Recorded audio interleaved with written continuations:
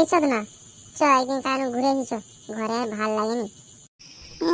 নুনু মুখা আগের বারে ঘুরতে দিলি তার পয়সা দেয়নি গামারাটে।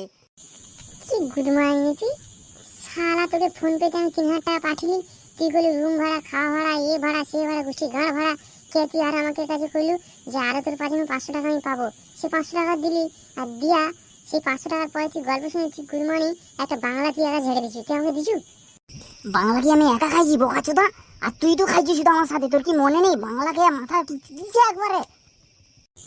তুই তো বাংলা একা বেশ খাই তুলু, আমি গিয়া পড়ছি বলে আমাকে এক ছিপি দিচ্ছু, ওতে নেশা না বাড়ার ভাল লাগে। তার আগে সেই মাংস কষা আর ছোলা ভাজা চিপস এগুলা কে খাইছে? তুই তো আগে ঝেড়ে দিচ্ছি উপবাস করে। দেখ চাঁদ না, যা হয়েছে হয়েছে, সবকিছু ওই আগের ট্যুরের কথা ভুলে যা, কে মদ খাইছে কে বাংলা খাইছে সব ভুলে যা। আবার এইবারে যাবো কোটি, তুই যাবো নাকি কত?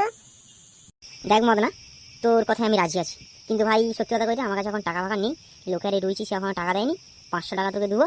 আর আমাকে ভাই কিন্তু বাংলাটা কিন্তু আমাকে সবসময় দিতে হবে।